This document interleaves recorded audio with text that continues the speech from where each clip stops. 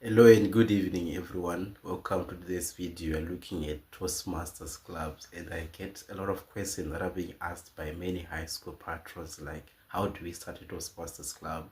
And we really try to have also interact clubs in our schools, but we don't know how. So this video is going to focus on the Toastmasters club and when it was started and what are the benefits that it has to a school and how to run your own school Toastmasters. So this is the training that is being focused on high schools, which want to have Toastmasters at their school. So I'm a Toastmaster myself, as you can see from the blazer that I'm wearing.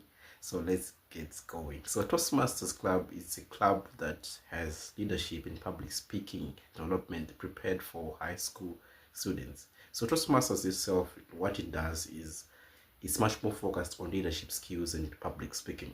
So Toastmasters, looking at it, what it is, where it started.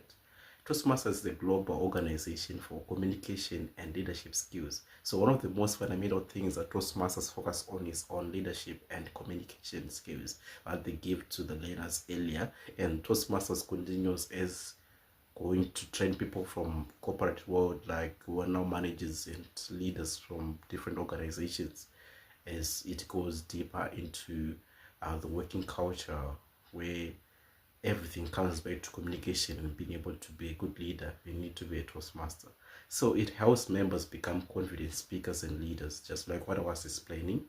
It focuses on structured speaking skills, whereby you practice how to speak in front of people, how to be confident, how to express yourself, how to do your presentation in front of people. And also it gives you feedback. One of the most important thing about Toastmasters is that they give you room for feedback that allows you to become a better speaker in the future. And those sessions, those practicing of public speaking or structured speeches that are going to be doing Toastmasters allow you to be groomed to become a better person, to become a better Toastmaster. So let's move on to the origins of Toastmasters, when it was started. When was it started? So it was started in 1924 in St. Anna, California, USA, and it was founded by Ralph C. Smedley, who was the founder of Toastmasters. And now in the national organization, Toastmasters is now worldwide, it's global, it's now being recognized everywhere. So let's look at its relevance in high schools. Why should Toastmasters build confidence in public speaking? Because public speaking is one of the most important skills. We call them soft skills. They're very important for you to be able to communicate effectively with other people, because we're living in a world whereby networking is very important. You need to network with different people at different levels in the different occasions. You need to be able to be a good public speaker. It improves academic presentation. So Toastmasters itself allows learners to learn how to present the academics, even in other subjects. The learner who does Toastmasters will know how to present things. As in presentations, we give them homeworks, presentations in groups. They'll know how to speak, they'll know how to stand in front of people, they'll know how to present themselves. But Toastmasters is all about being able to dress your cases very well. That's what Toastmasters does. Then develops leadership and teamwork skills. So the idea of working as a team, I think I've mentioned the idea of teamwork. You give them knowing that we are supposed to reach a final destination as a team. Even so, Toastmasters itself allows learners to be able to come together, to be able to look at each other's skills. What does the other learner know that I have to learn from them, and what am I supposed to do if we are going to get into conflict? So that's what team working is all about, and a Toastmaster to be able to present cases together, to be able to work together and develop leadership skills, and how to best can you solve problems between two people from different we have different views about things. Prepares learners for university and careers. So once you're good Toastmasters, you will be very confident to carry out a certain career path that allows you to be able to go further.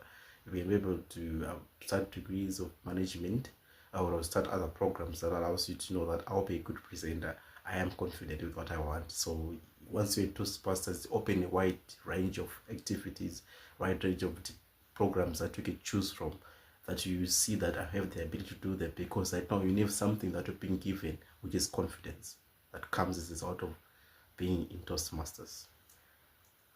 So benefits of Toastmasters, communication skills, I mentioned that one. Also leadership development. You become you learn how to be a leader, which means some of the difficult thing right nowadays is being able to have what to call the leadership skills. If you are trying to work on certain projects, want to start a certain business, how do you work together with other people? That's some of the challenges that are faced. Then critical thinking itself, because we give each other practices that you're supposed to think critically to solve those issues, which you know people who are critical thinkers in the world are the one who are doing the most. There will be problem solvers, confidence building, because confidence is one of the other things that allows you to open other doors that you won't thought you have the ability to open. That's what confidence does. Confidence building, networking skills, like I told you, that your soft skills. We're living in a global world whereby communicating with other people is the currency where we are going, where we are living in this 21st century.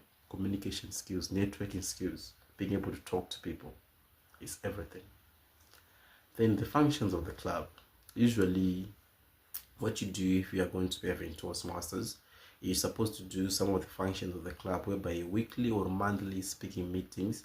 So usually that's what you should do. We call them Toastmasters sessions, whereby you do speech practice sessions whereby you meet with the learners and be able to teach them how to do public speaking.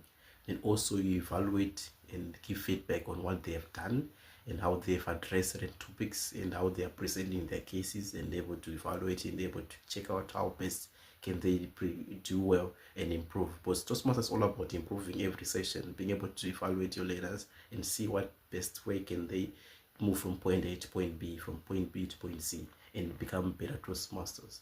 Then leadership training activities. So the other thing that it does, Toastmasters, they do other sessions, like they go for camps whereby they will be able to train to become leaders. Also they do Toastmasters type of topics that allows them to explore themselves. They also do dinners, which also allows them to explore certain areas or aspects of societal or cultural expectations that are expected of learners when they are learning through diverse cultures. That Toastmasters allows to open that door and be able to creatively enter another dimension. The typical meeting structures of Toastmasters Club is that you should do with the opening introductions, because that's when you are looking at the formality of doing things. For Toastmasters is all about formally addressing things that we can work together when we are doing something. So we prepare speeches, we do table topics, we call the impromptu speeches, whereby you're given a topic, you're supposed to be able to talk about it, then you'll be able to just go on the podium and say whatever you were thinking.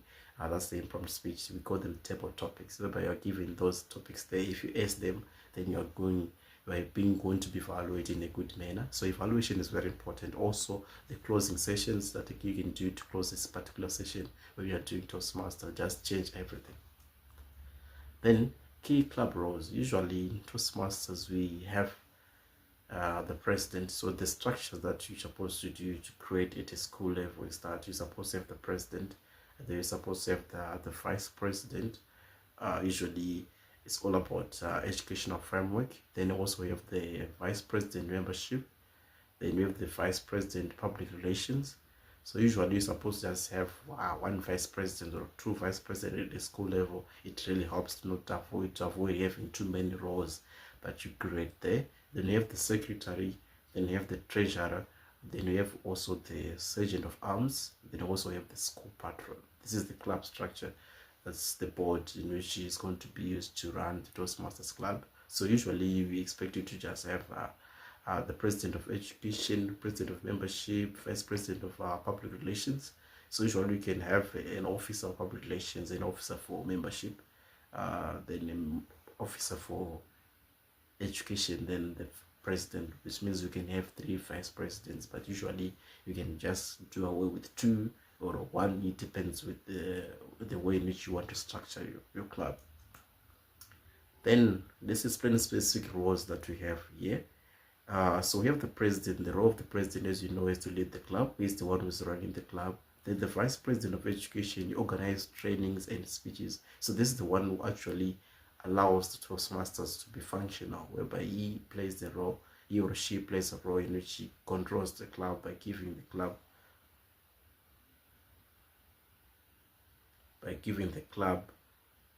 more activities to do. So that's another thing that it does. Then we move on to the vice president membership. This job is to recruit and support members, so which means you're supposed to find new members to enter a Toastmasters club. So this is one other aspect of the other vice president.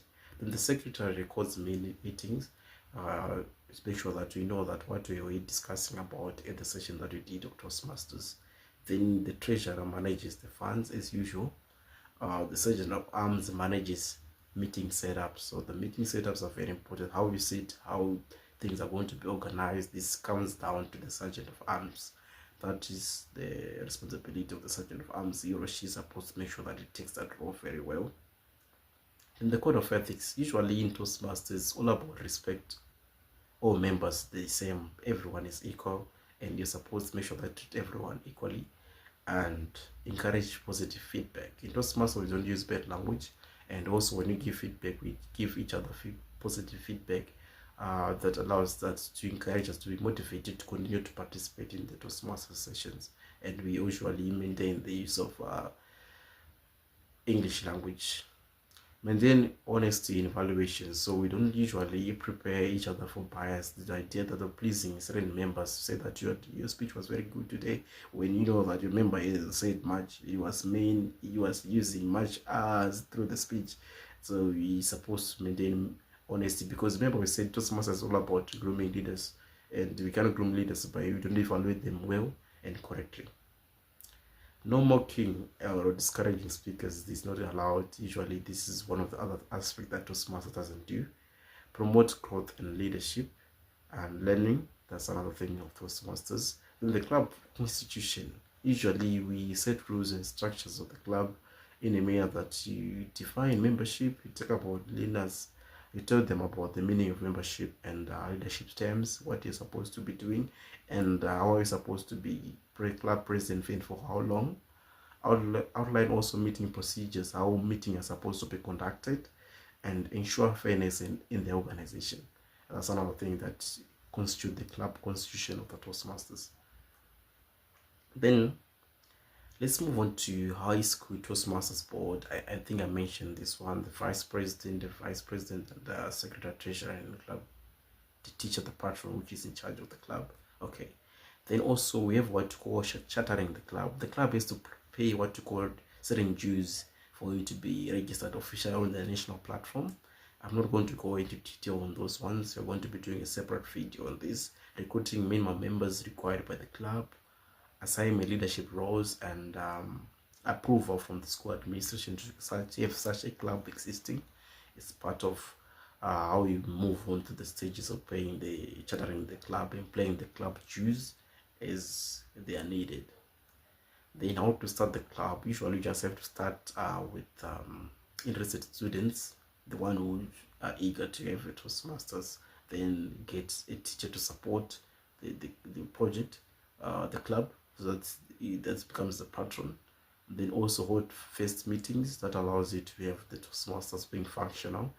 Then assign roles. You're supposed to give each other roles. Once the learners are interested, give them roles whereby you establish a board that they can follow, that can usually be composed of certain members. Then set meeting procedures or schedules that you're going to be doing, that every week you're going to be having a Toastmasters session. Usually you can have 2 in a week. Then maybe before the term concludes, you can actually have a session whereby you invite other schools to come, and also you're supposed to find a way in which you do orientation and inductions of your clubs, so that the learners can have tags which allows them to be confident that they are entering the club of Toastmasters. Is very important. Then meeting agendas, like I have an example here. We usually come up with opening remarks. That's the first port of call. Then we do warm-up sessions, warm-up speaking, prepared speeches. Then we go to table topics. Like I said, they are impromptu speeches that are usually this is part of the agenda. Then we do evaluation. Then we do the closing remarks. Right, that's how the meeting are scheduled in Toastmasters. Then evaluation system. Usually speakers receive feedback after they finish their speeches. Focus on improvement, not criticism. That's very important. Encourage learning through mistakes. build confidence, because the issue that you have to make mistakes for you to be a better good public speaker. Okay, special speaking roles, usual Toastmasters of the day. That's what you should do. Table topics masters, grammarian. This is the person who is in charge of making sure that we are following proper grammar throughout the Toastmaster session. Then we got the counter, the one who counts the hours that I mentioned in the speech. Is has to be there. Also have the evaluators that's supposed to be there. Then in conclusion, Toastmasters build future leaders and help students speak confidently, encourage teamwork and discipline, and every student can grow through Toastmasters. But one of the other things that makes Toastmasters fun and interactive start is all about practice. You have to practice and practice. That's the only best way in which you can become a better Toastmasters. So this is the presentation for the Toastmasters. I thank you.